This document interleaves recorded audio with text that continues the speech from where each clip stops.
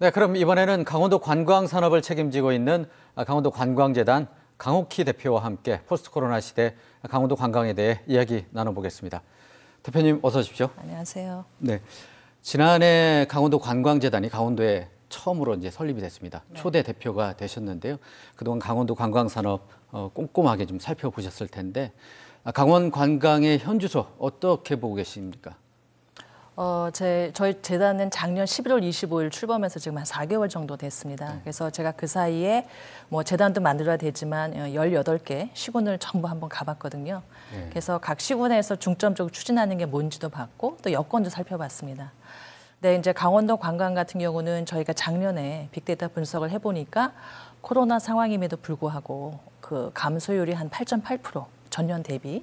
그래서 전국 평균이 한 16% 되거든요. 그래서 그거에 비해서는 상당히 선방했고 감소율로는 가장 적었습니다. 그래서 금년 또 1, 2월도 한번 빅데이터 분석을 해보니까 작년과 재작년에 비해서 1월보다는 2월이 훨씬 상황이 좋아서 약간 회복의 그 조짐이 보인다고 저는 그렇게 보입니다. 네, 그 빅데이터 분석까지 하면서 강원도 네. 관광의 상태를 실태를 좀 보고 계셨는데요. 강원도 관광이 강원도 산업에 상당한 비중을 차지하고 있습니다. 그렇기 때문에 강원도 관광이 그만큼 중요한데 저희도 이제 리포트에서 다뤘는데 강원도 관광이 코로나 위기 속에서도 상당히 선방을 했습니다. 네. 지난해 보면 관광이 또 많이 늘었고요. 이런 상황에서 강원도 관광 활성화 방안 어떤 것들이 좀 필요하다고 보십니까? 역시 저희가 그 빅데이터 분석을 해보니까 강원도에 그럼 어떤 분들이 가장 많이 오셨는지를 봤거든요. 그래서 출발하는 지역을 보니까 경기도 남양주에서 제일 많이 왔습니다. 그리고 서울의 강남구나 송파구에서 많이 와서 강원도로의 그 교통망 확충이 강원도의 수요를 굉장히 이끌어낸다고 이렇게 보이거든요.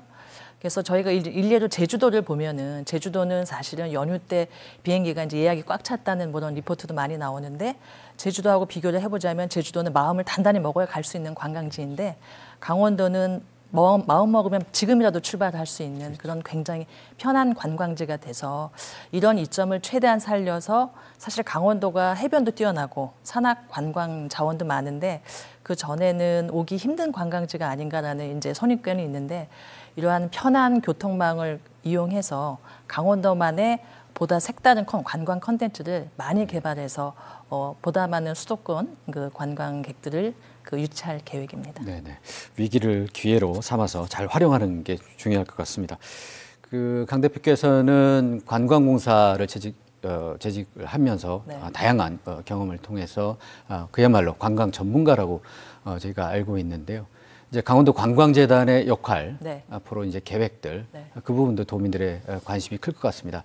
앞으로 어떻게 운영하고 할 계획이신지 그 부분도 좀 말씀을 해 주시죠. 제가 이제 18개 시군을 가보니까 지금 관광 분야에서 앞서가는 시군도 있고 좀 쫓아가는 시군도 있었습니다. 근데 저희 재단은 앞서가는 시군 못지않게 지금 막 쫓아가는 시군, 예를 들면은 그 강원도의 평화 지역도 있을 수 있고요, DMZ 평화 지역, 그다음 폐광 지역도 있을 수 있습니다. 이런 곳에서도 각자의 자원을 활용해서 관광객을 유치할 수 있는 예컨대 지금 평화 지역 같은데 뭐 가면은 동해안보다는 호텔이나 뭐 카페나 이런 게 상대적으로 적을 수가 있는데 예컨대 어느 지역에나 예를 들면 뭐 산도 있고 이러니까 저희가 그 재단에서 우선적으로 생각하는 것은 평화 지역에 있는 산을 대상으로 등산하면 인증하는 그런 캠페인들이 많이 있거든요. 그런 캠페인부터 전개하고자 하고 있고요.